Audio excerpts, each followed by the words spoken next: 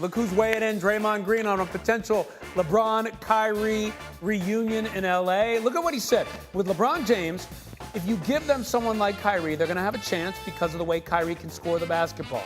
LeBron will only put him in a position to do that. Kyrie has not proven to be a great leader. Ooh. LeBron will put an umbrella over that. If you can do what you're good at, you have LeBron leading. They could contend, but they won't beat us. A lot of little nuggets in there. Exactly what he wanted to happen. You're talking about him. It's perfect. I mean, Draymond basically just said, I think I want to be on Get Up on Monday. I'm going to come out with this comment. And there you go. You buy it? Yeah, I don't see the lie there anywhere. I think, if you look at Kyrie's whole track record in the league, right? We talked about in the last segment, he has not proven to be any kind of a leader of a team. He can lead one guy. What's that? He can lead one guy. Well, yeah, he's a tremendous talent. He's a tremendous talent who has proven to be an amazing scorer. And as we're seeing in these highlights when he was with the Cavs, the best role he is in, as Draymond said, is when he's the shooting guard next to a lead ball handler. We saw when he was in Brooklyn last year with James Harden, when, as Zach pointed out earlier, he was an all-NBA caliber player.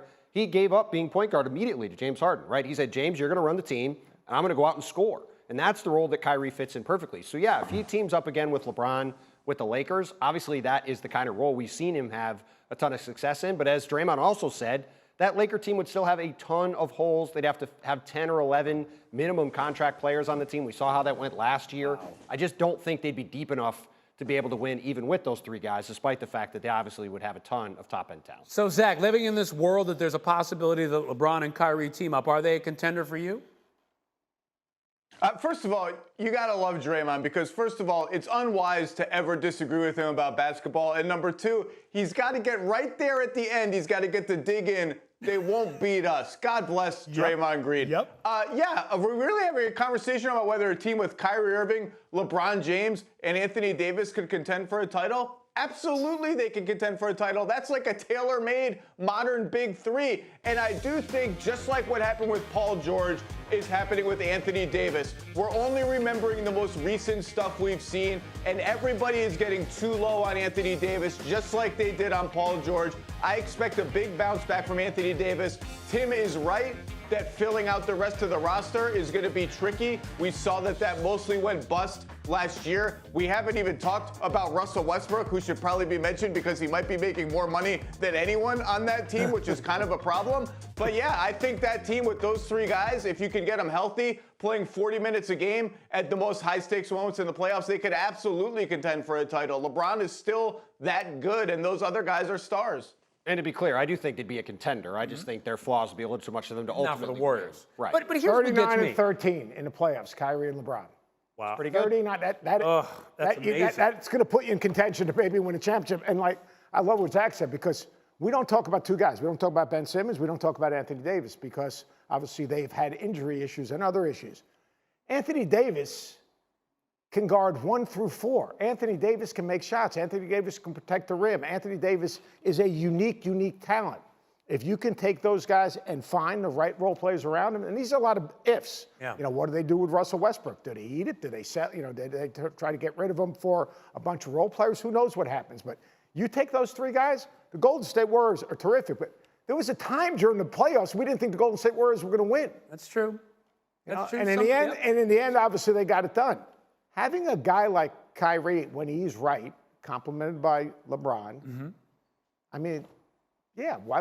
Of course they can win it. Yeah, all right, it's so a talent league, and that's a lot of talent. Yeah, that's true. So on the other side of this, if Kyrie does leave, where does that leave KD? Well, that leaves every other team wanting to get him. And then look at this. Damian Lillard channeled that exact thought. He took over Instagram this weekend, and he posted that. And everybody went crazy, saying, oh, this could happen, this could happen. Tim, it makes me think, how does the scepter of KD affect everything going on with Kyrie and the Nets? Well, it's like we've talked about a whole bunch on the show, right? That's really the nexus of everything that's going on here, is what does this mean for Kevin Durant, right? That's why this all matters. Kyrie is a great player, but there's players like Kyrie in the league. There's hardly any players ever who've been like Kevin Durant, and that's why this is such a big deal. And as you saw with this Dame Instagram post, right? When there's the potential, and I don't even know if we're ever going to get to this point, but when there's the potential for a guy like Kevin Durant to be on the board for teams to go get, every team in the league, as Zach said earlier, all 29 other teams are going to have on their board, what would it take for us to trade for him?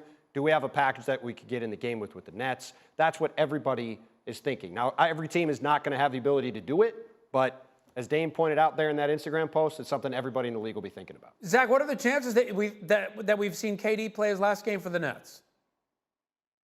I'm not going to put a percentage number on it, but it's not zero, and it might be significantly higher than zero depending on how this Kyrie thing unfolds. And like Tim says, KD, the whole league will at least have a meeting about it. And the key is, if you want Kevin Durant, first of all, Damian Lillard, great job on Instagram. Where are the other 29 teams? Every team's got to have a designated Durant Instagrammer to put next to your best player. Every team's got to be on this. But what you've got to have is a blue chip young player that could be the centerpiece of a trade for the Nets. And it's got to be true blue, navy blue as it gets. It can't be someone who's just pretty good. It's got to be a star young player. And most importantly, because Durant will have some say in this if it ever gets to that point, you got to have enough left in the cupboard for him to go there and feel like I've got enough around me to win a title. That sounds like an easy balance to strike. It's not when you're talking about a player of Durant's caliber, but we're not quite there yet. The Nets are optimistic still, or hopeful at least,